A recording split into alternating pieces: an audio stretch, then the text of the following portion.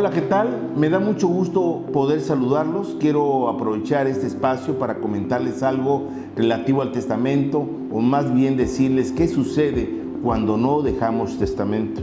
En estos casos procede lo que se llama la sucesión legítima, que también se le conoce como ab intestato o sin testamento, o bien sucesión intestamentaria. Esto se presenta en los siguientes supuestos: si no dejas testamento, si es nulo el testamento que dejaste, si no señalaste en tu testamento todos los bienes y derechos que pudiste heredar, si no se cumple la condición impuesta al heredero o es imposible de cumplirse, si el heredero muere antes que el testador o bien repudia la herencia, o es incapaz de heredar y no se nombró sustituto, o bien no hay quien tenga el derecho a crecer, que no es otra cosa más que el derecho que tienen los demás herederos a acrecentar su herencia, añadiendo parte de la de otro heredero que previamente renunció a tomar su parte. Dice el dicho: hombre prevenido vale por dos. El que en vida organices tus bienes y derechos y decidas quién los heredará después de tu muerte, tiene grandes ventajas, ya que evitarás que la ley sustituya tu voluntad. En nuestro país, las autoridades junto con los notarios se han encargado de promover la elaboración de testamentos, evitando con ello muchos conflictos familiares, gastos y sobre todo pérdida de tiempo. Una pregunta obligada que surge es: ¿quién tiene derecho a heredar cuando no hay testamento? Hay algunos principios que debemos tomar en consideración sobre quiénes tienen derecho o quiénes tienen preferencia para ser herederos. Primero, los parientes en línea recta, padres e hijos, excluyen a los colaterales, que son los hermanos, tíos, sobrinos o primos. Los parientes más próximos excluyen a los más lejanos.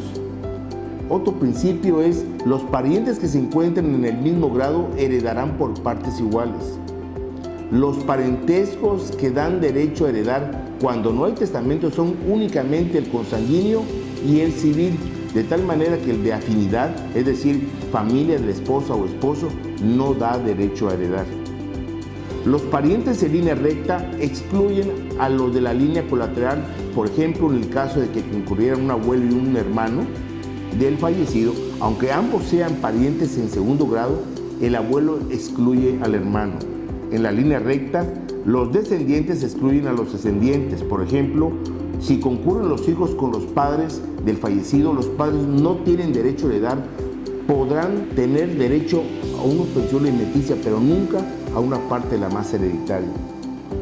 El orden así sería: los descendientes, el cónyuge o concubina o sobreviviente, los ascendientes, los parientes colaterales, hermanos, tíos, sobrinos, quienes tengan el parentesco hasta el cuarto grado. Y finalmente, la beneficencia pública. En algunos casos, los códigos civiles indican que es el DIF, el Desarrollo Integral de la Familia, en el caso de Chiapas, para hacer referencia al fisco del Estado, es decir, la Secretaría de Hacienda o la Tesorería del Estado. Esos quienes podrían heredar en el caso de no tener herederos. Ahora vamos a ver cuáles son los pasos a seguir. 4 pasos a seguir si no hay testamento. La primera de ellas es la denominada de sucesión radicación, es decir, hacer saber al juez o en su caso al notario si tuvo esposa o esposo, hijos. Si no tuvo, se deberá indicar quiénes son los padres de la persona que falleció. Si ya fallecieron los padres, se deberá indicar quiénes son los hermanos.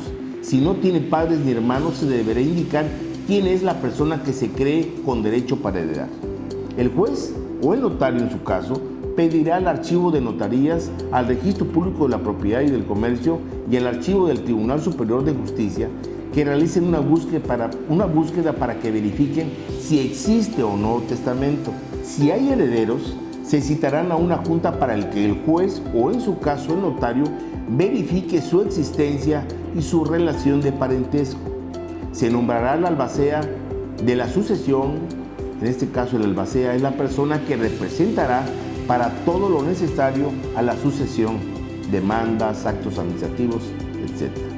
El heredero que dé a conocer al juez o al notario la existencia de una persona fallecida sin testamento, deberá mencionar pues los nombres completos y domicilios de los coherederos para que se les notifique.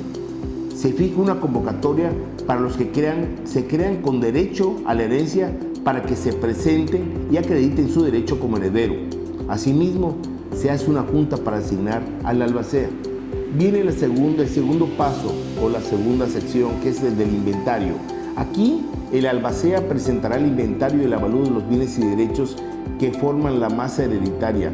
En este conjunto solo podrán determinarse lo que sea patrimonio del decuyus o el testador, es decir, que quede claro si por ejemplo estaba casado por el régimen de sociedad conyugal, únicamente en este caso podrá disponer del 50% que le corresponda, salvo lo que haya adquirido por sí mismo antes de la fecha del matrimonio o que se le haya estipulado de manera expresa de acuerdo con el cónyuge, o que haya recibido un bien por herencia o por algún sorteo o lotería. Un tercer paso es el de la administración. Aquí está todo lo relativo a la elaboración de cuentas, donde se deberán informar sobre el estado actual de los bienes y derechos del decuyus o fallecido, incluyendo los que generen frutos, como podrían ser las rentas, las regalías, los intereses en el caso de una cuenta bancaria. Tenemos el cuarto paso, que es el de la partición y adjudicación. En este apartado, el albacea presentará el proyecto de distribución provisional de los bienes y derechos de lo que es la masa hereditaria y el proyecto de partición, el cual deberá ser aprobado por los herederos, y el juez acordará al respecto para realizar la partición, y en el caso de que sea el notario, se le notificará el acuerdo de la partición. Como apreciamos, los tiempos son muy variados, que pueden ir desde 6 meses hasta muchos años, dependiendo de la carga de trabajo del juzgado, más ahora con la pandemia, y que no se diga si surgen conflictos entre los herederos sobre los bienes o derechos del fallecido. De ahí la importancia de hacer su testamento. Es un acto de responsabilidad que genera certeza a la familia y evita futuros conflictos, además que tiene un bajo costo. Cuando nos toque morir, nadie morirá por nosotros, así como tampoco nadie vivirá por nosotros. Haz tu testamento y evita conflictos para que los tuyos vivan en paz, como a todos nos gustaría vivir. Hazlo ya. La paz no tiene precio. Bueno, sí tiene un precio que vale únicamente 1,300. De lo anteriormente expuesto, hay algunas excepciones, por lo que es importante que acudan ante un notario de confianza para que les explique a detalle. No esperes más.